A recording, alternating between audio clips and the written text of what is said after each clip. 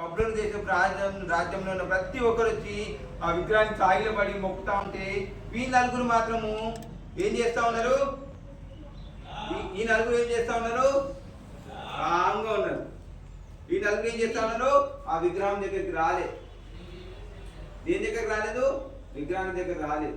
అందరు మొక్కుతా ఉన్నారు, వచ్చి ఆ విగ్రహాన్ని పూజిస్తా ఉన్నారు, కానీ వీళ్ళు మాత్రం రాలేదు.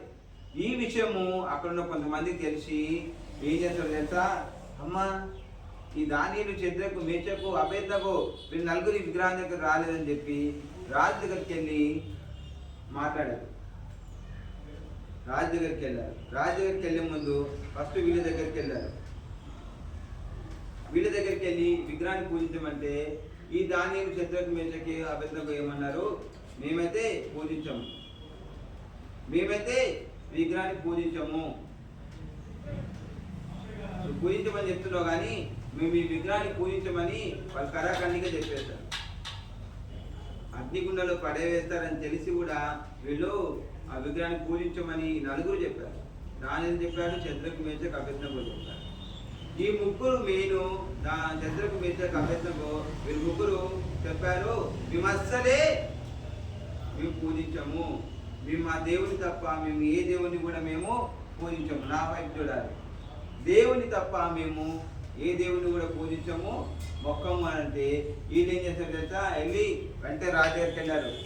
రాజా, రాజా, నువ్వు చెప్పావు కదా, ఆజ్ఞ ఇచ్చావు కదా, ఈ విగ్రహాన్ని తప్ప వేరే దేనికి ఎవరిని కూడా పూజించద్దు అని చెప్పావు కదా, మరి నేను మరి ఈ షద్రకు, మేషకు, అబేద్నెగో ఈ ముగ్గురుండి మేము మాత్రము ఈ విగ్రహాన్ని పూజించమని చెప్పి కరాఖండిగా చెప్పేశారు.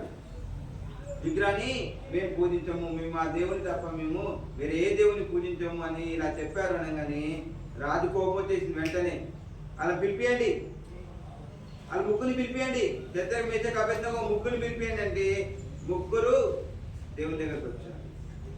దానియేలు రాలేదు. దానియేలు సింహభూమిలో వేయడానికి తర్వాత దానియేలు సింహభూమిలో పడ్డాడు కదా, అది ఆ స్టోరీ వేరు. దానియేలు అక్కడ లేడు, దానియేలు అక్కడికి రాలేదు.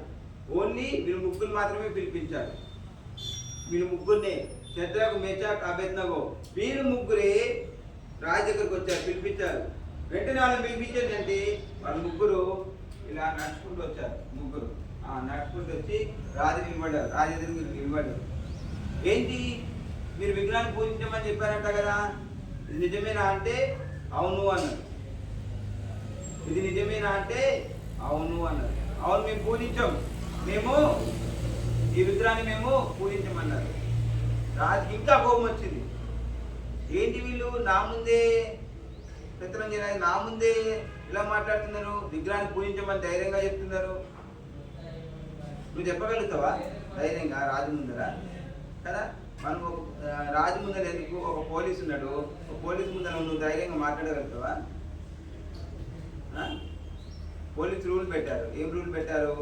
నువ్వు హెల్మెట్ పెట్టుకోకపోతే ఫైన్ అని పెట్టారు. నువ్వు హెల్మెట్ పెట్టుకోకుండా పోయి నువ్వు అతనితో ధైర్యంగా చెప్పగలుగుతావా, మాట్లాడగలుగుతావా? నేను పెట్టుకోని హెల్మెట్, చెప్పినా నేను పెట్టుకుని హెల్మెట్ అని ధైర్యంగా మాట్లాడగలుగుతావా? లేదు కదా, మనం పెట్టుకోవాల్సింది. కానీ ఇక్కడ వీళ్ళు దేవుని కోసం చూపిస్తూ ఉన్నారు. ఏం చేస్తూ ఉన్నారు? మేము అస్సలే నెవర్, మేము నువ్వు చెప్పిన విషయాన్ని మేము పూజించమంటే రాజుకి కోపం రెట్టింపైంది. కోపం రెట్టింపై అగ్నిగుండాన్ని ఏం చేస్తాడు తెలుసా? మరలా ఇంకా పెంచుడు అగ్నిని 7 అంతలుగా పెంచుడు. ఇంకా 7 అంతలుగా అగ్నించింది మంటని. పెద్ద మంట వచ్చేసింది. వచ్చిన తర్వాత ఏమన్నాడు తెలుసా? ఈ ముగ్గురు తీసుకుపోయి అందులో పడేయండి, మిమ్మల్ని ఎవరు రక్షిస్తారో చూస్తా అని చెప్పి చెప్పారు. వీళ్ళు ఏమన్నారు తెలుసా? మేము ఈ విగ్రహాన్ని మేము పూజించము. నువ్వు అగ్నిగుండాలు వేసుకుంటావా? వేసుకో, మాకు భయమే లేదు. మేము అగ్నిగుండాలు పడిపోయినా మాకేం కాదు. మా దేవుడు ఉన్నాడు, మమ్మల్ని రక్షిస్తాడు. మా దేవుడు ఉన్నాడు, మమ్మల్ని రక్షిస్తాడు. నువ్వు అగ్నిగుండాలు వేసుకుంటావా? పడేసుకో, మా దేవుడు మమ్మల్ని రక్షిస్తాడు. ఒకవేళ మా దేవుడు మమ్మల్ని రక్షించకపోయినా మా దేవుడి కోసం మేము ప్రాణాలు ఇచ్చేస్తాము. మా దేవుడు మమ్మల్ని రక్షించకపోని మేము ప్రాణాలు ఇచ్చేస్తాం మా దేవుని కోసం అని చెప్పి ఏం చేస్తాడు తెలుసా? వీళ్ళు ముగ్గురు నిర్ణయం తీసుకుని ఆయన రాజుతో డైరెక్ట్ చెప్పేశారు. రాజు ఇక కోపం వచ్చి వీళ్ళు ముగ్గురు తీసుకెళ్ళి అగ్నిగుండంలో పడేయండి, చూద్దాం దేవుడు కాపాడతాడేమో అని చెప్పి తీసుకెళ్ళి అగ్నిగుండంలో పడేశారు. వీళ్ళు ముగ్గురిని అగ్నిగుండంలో పడేస్తే ముగ్గురు లైన్లో ముగ్గురు అని చెప్తా, ముగ్గురే సరే ముగ్గురే వీళ్ళు వీళ్ళు చంద్రకి మెసేజ్ అప్పేస్తారు. వీళ్ళు ముగ్గురు అని నిలబడండి. వీళ్ళు ముగ్గురు ఇలా ఉన్నారు అగ్నిగుండం, పేద అగ్నిగుండంలో వీళ్ళు ముగ్గురు ఉన్నారు. వీళ్ళు ముగ్గురు ఉంటే వీళ్ళు ముగ్గురు వేశారు. కానీ మధ్యలో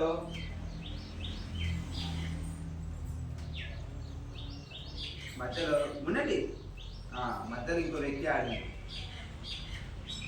అగ్నిగుండం లేచింది ఎంతమంది? ఎంతమంది? నలుగురు అంటున్నాం. ఇప్పుడు నేను ముగ్గురు నిలబెట్టింది, ముగ్గురు వేసాను. ముగ్గురు పేర్లు ఏం పేర్లు? Shadrach Meshach Abednego. Shadrach Meshach Abednego. Shadrach Meshach Abednego వీళ్ళు ముగ్గురు వేశారు.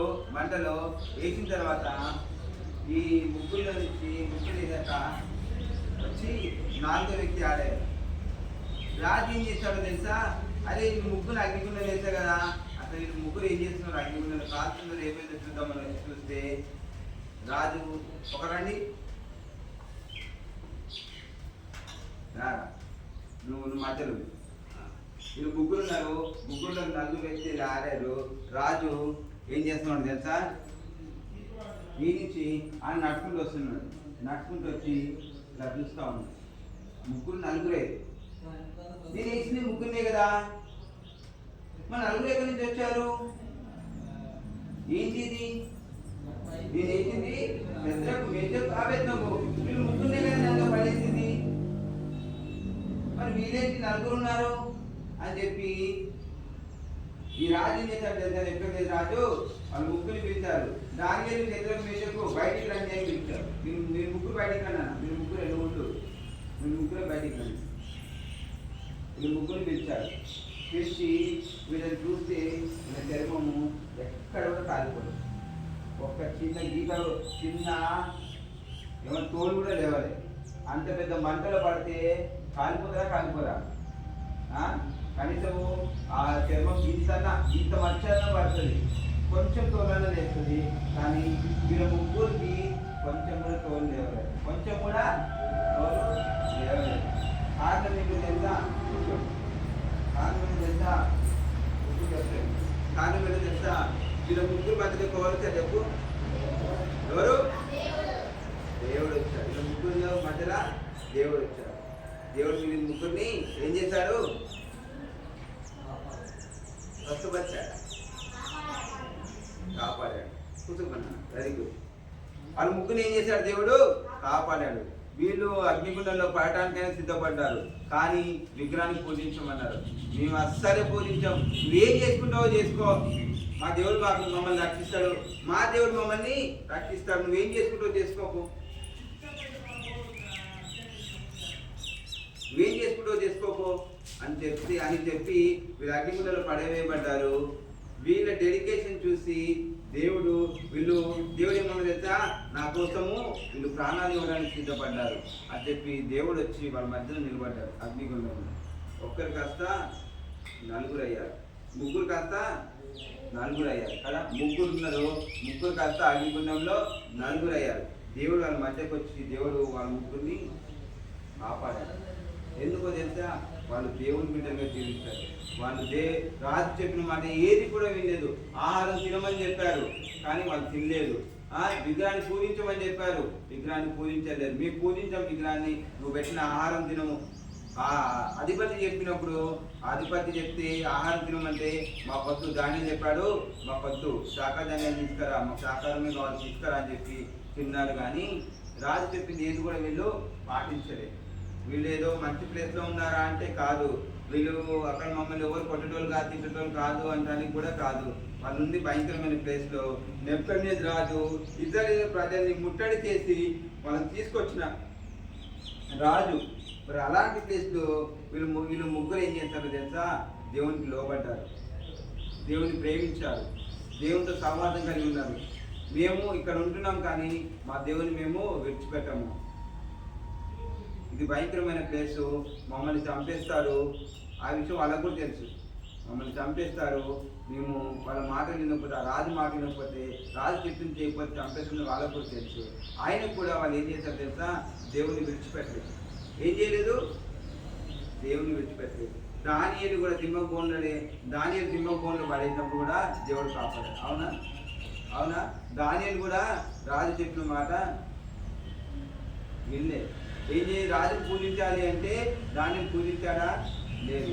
ఇక్కడ ఒక విగ్రహాన్ని కట్టి నెప్పేది రాజు, ఈ విగ్రహాన్ని పూజించండి అని చెప్తే వాళ్ళు ఆ విగ్రహం దగ్గరికి రాలేదు. మీరు పోయి అడిగారు, విగ్రహం దగ్గరికి రాలేదని. వీళ్ళు ఏ సమాధానం చెప్పారు? మేము ఈ విగ్రహాన్ని పూజించము, అక్కడికి రాము అంటే వీళ్ళు వెళ్ళి ఏం చేశారు తెలుసా? పోయి రాజు కంప్లైంట్ ఇచ్చారు. వాళ్ళు నీ విగ్రహాన్ని పూజించమంటున్నారు, నువ్వు కట్టిన విగ్రహాన్ని అందరు పూజిస్తున్నారు, ఆ ముగ్గురు మాత్రమే పూజించట్లేదు అంటే, అరే అది మూసే పేపర్ ముగ్గురు పూజించమంటున్నారు అంటే రాజు పిలిపించాడు. వాళ్ళని అడిగాడు, ఇది నిజమేనా? మీరంతా ఈ విగ్రహాన్ని పూజించము అని అన్నారంట, నిజమేనా అంటే అవును నిజమే, మేము పూజించాం. ఏంది ఇప్పుడు ఏం చేసుకుంటాం అంటే రాజు కోపం వచ్చేసింది. రాజు ఏదింతలో అగ్ని చేశాడు. వీళ్ళన్నారు, నువ్వు అగ్నిగుండలో పడేసుకుంటావా? అగ్నిగుండలో పడేస్తావా? అదే పడేసుకుని మాకు భయం లేదు, మేము అగ్నిగుండలో పోవడానికి సిద్ధంగా ఉన్నాం.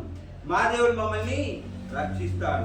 ఒక్కవేళ మా దేవుడు మమ్మల్ని రక్షించకుండా ఏం కాదు, మేమైతే అగ్నిగుండలో పడడానికి సిద్ధంగా ఉన్నాం, తీసుకెళ్ళి అందులో అంటే అందులో వేసేసారు. వాళ్ళు ఒకటే మాట అన్నారు. ఏమన్నారు? దేవుడు మమ్మల్ని రక్షిస్తాడు. ఒకవేళ రక్షించకపోయినా ఆయన మా దేవుడే, రక్షించినా మా దేవుడే, రక్షించకున్నా మా దేవుడే. ఈ మాట నువ్వు చెప్పగలుగుతావా? దేవుడు నన్ను దీవించినా నా దేవుడే, దీవించకపోయినా నా దేవుడే. దేవుడు నన్ను ఆశీర్వదించినా నా దేవుడే, ఆశీర్వదించకపోయినా నా దేవుడే. దేవుడు నాకు అడిగింది ఇచ్చినా నా దేవుడే, ఇవ్వకున్నా నా దేవుడే. నువ్వు చెప్పగలుగుతావా? దేవునికి ఏదైనా ఇస్తేనే నువ్వు దేవుడివి, అయ్యా నువ్వు నా దేవుడివి. నీకు ఏదైనా కావాలంటే దేవుడు ఇచ్చాడనుకో, నువ్వు నా దేవుడివి అని చెప్తావు. ఏదైనా అడిగినప్పుడు దేవుడికి లేదనుకో, నువ్వేం దేవుడు అయ్యా, అడిగితే ఇచ్చలేవు అంటావు. కానీ ఈ శద్రకు మేషకు అబేద్నెగో ఏం చేశారో తెలుసా? మా దేవుడు మమ్మల్ని రక్షిస్తాడు, ఒకవేళ రక్షించకపోయినా పర్లేదు, మేము తాగడానికి రెడీ. అగ్నిగుండాలు వేసుకుంటావా? తీసుకోపో, వేసేసి అన్నారు. వేసేసారు, పడిపోయారు. దేవుడు వచ్చాడు వాళ్ళ మధ్యలోకి, దేవుడు వాళ్ళని కాపాడాడు. రాజు వాళ్ళని బయటికి పిలిపించాడు. వాళ్ళ చర్మం చూస్తే పసిపిల్లల చర్మం వల్లే ఉందంట. ఎలా ఉంది? పసిపిల్లల చర్మం వల్లే ఉంది. కొంచెం కూడా కాలిపోలేదు. ఇంత మచ్చ కూడా లేదు. అంటే వాళ్ళు దేవుడిపై ఎంత విశ్వాసం ఉంచారో చూడండి. మా దేవుడు మమ్మల్ని కాపాడుతాడని ఒక విశ్వాసం వాళ్ళు. అప్పుడు రాజు ఏమన్నాడు? వీళ్ళ దేవుడే గొప్ప దేవుడు అని చెప్పి రాజు అన్నాడు. అంత అద్భుతం జరిగింది. రాజు కళ్ళ ముందనే అద్భుతం జరిగింది. రాజు చూశాడు, మీరు అగ్నిగుండాలు ఏం చేస్తున్నారు, అగ్నిగుండాలు పడేశాక రాజు చూసినప్పుడు మీరు ముగ్గురు కాదు నలుగురు అయినప్పుడు రాజు చూసి ఆశ్చర్యపోయాడు. అరే నేను వేసింది ముగ్గురునే కదా, నలుగురు ఎలా వచ్చారు? ఎలా పాసిబుల్ ఇది కదా? వాళ్ళు దేవుని కోసం జీవించారు. ఆరబెట్టాక తర్వాత వాళ్ళు దేవుని కోసము ఏం చేశారు? త్యాగం చేశారు. దేవుని కొంత ప్రాణాలు ఇవ్వడానికి సిద్ధపడ్డారు. అందుకని దేవుని పైనుంచి వచ్చారు. నా బిడ్డలు నా కోసము ప్రాణం ఇవ్వడానికి సిద్ధపడ్డారు.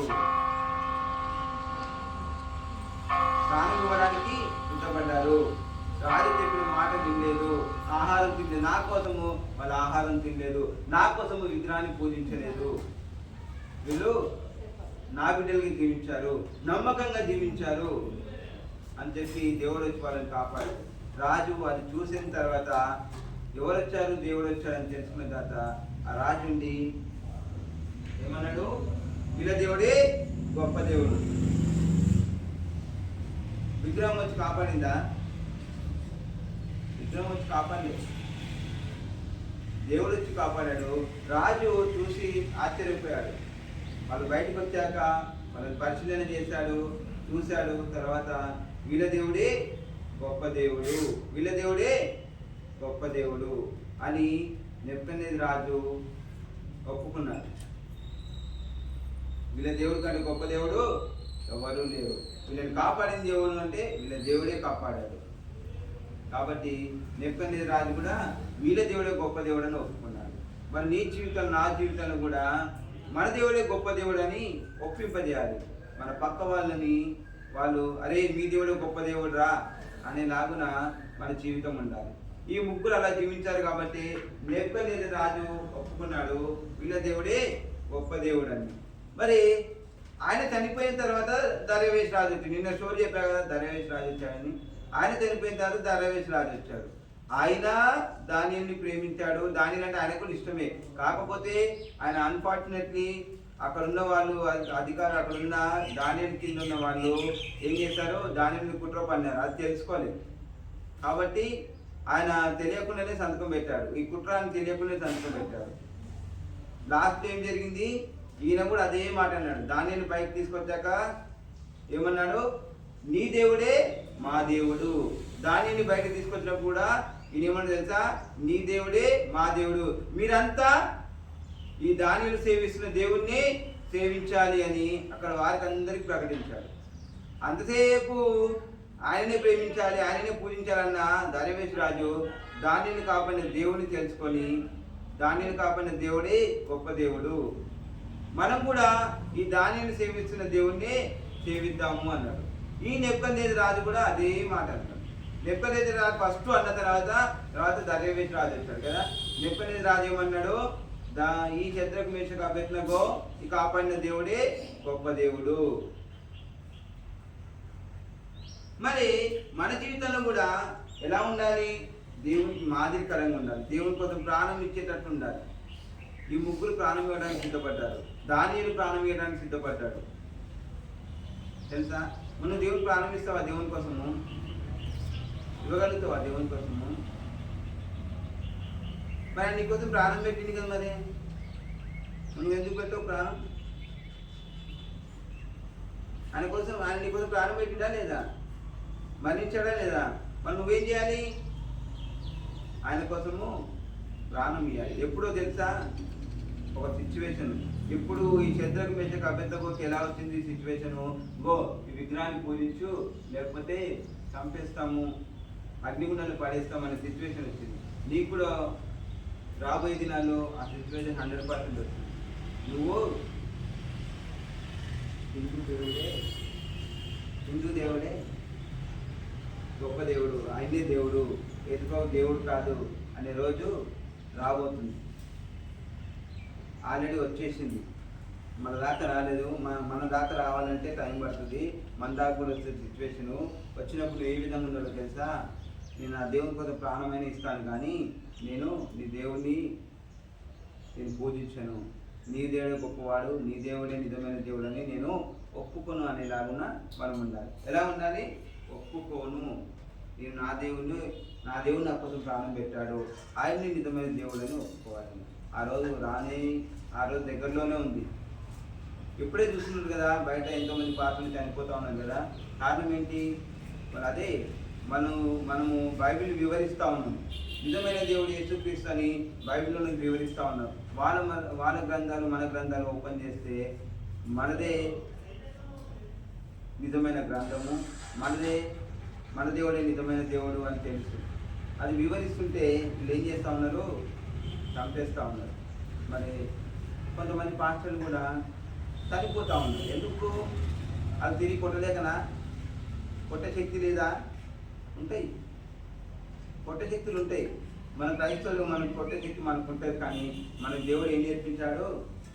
క్షమాపణ నేర్పించాడు. ఏం నేర్పించాడు? క్షమాపణ నేర్పించాడు. ఒకరిని శిక్షించకూడదని నేర్పించాడు. ఆయన ఎవరిని శిక్షించాడు? ఆయన చనిపోయేటప్పుడు అందరినీ ప్రేమించాడు, అందరినీ క్షమించాడు, ఎవరిని శిక్షించాడు. ఆయనని సిలువ వేసిన వాళ్ళు, ముళ్ళ కిరీటం పెట్టిన వాళ్ళని క్షమించాడు, ఉమ్మి వేసిన వాళ్ళని క్షమించాడు, కొరడాలతో కొట్టిన